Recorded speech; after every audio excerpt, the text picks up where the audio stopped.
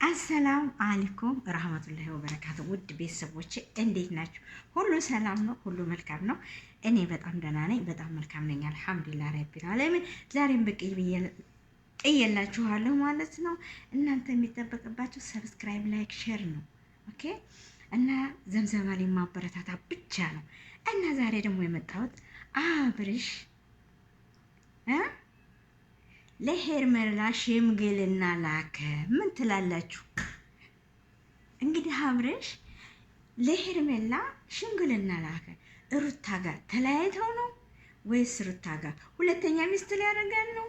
እዚህ ላይ አብራሩልኝ፣ በኮሜንት አስቀምጡልኝ ማለት ነው። በነገራችን ላይ በሙስሊም እንኳን ይፈቀዳል፣ በክርስቲያን ይፈቀዳል ብላችሁ ታስባላችሁ? ሁለት ሚስት ለማግባት ይሄ አይፈቀድላቸውም። ግን ሩታን አድርጎ ሄርሜላ ሊያስገባት ነው ማለት ነው አይደለም ቤተሰብ?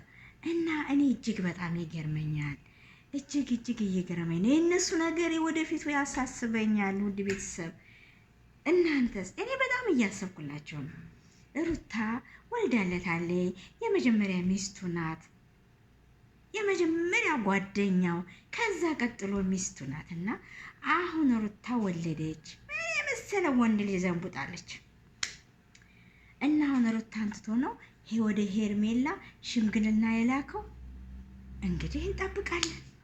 ሰርግም ታለ እንድንጠራ እንመጣለን ማለት ነው።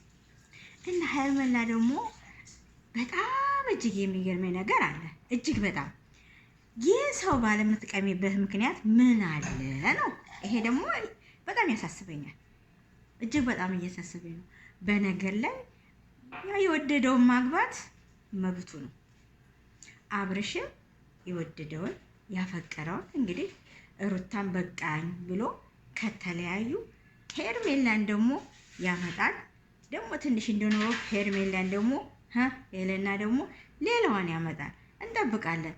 10 እስከሚቀያየር ድረስ መጠበቅ አለብን። እንዲህ ከሚሆን ይልቅንስ ተሳስባችሁ ተገዳርፋችሁ ጥሩ ነገር መርታችሁ በጥሩ መንገድ ብትጓዙ፣ በጥሩ ትምህርት ብትመጡ ለኛው በጣም ደስታችን ነው፣ ደስ ይለናል።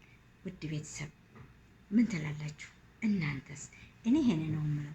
ጥሩ ትምህርት ይዛችሁ መልካም ነገር ይዛችሁ ሩታን ፈታት፣ ሩታን አልፈልጋትም፣ ሩታን ወረወራ ከምትሉ ሩታ ጋር ተስማምታችሁ ኑሩ ብላችሁ ብታስማሟቸው ይሻል አይመስላችሁም ቤተሰብ?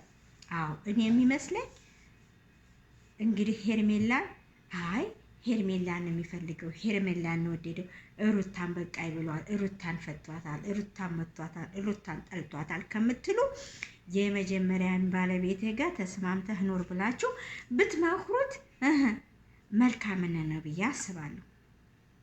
እንደገና ደግሞ ሌላ ሚስት ከምትድሩት ያው ነው። ሴት መቀያየር ምንም ፋይዳ የለውም፣ ተያይዞ ገደል ነው። ስለዚህ ሴት መቀያየር ከ3 ከ4 ልጅ መውለድ በኋላ ችግር ያመጣል። ስለዚህ ሩታ ደግሞ ምንም የምትሆነው ነገር የላትም።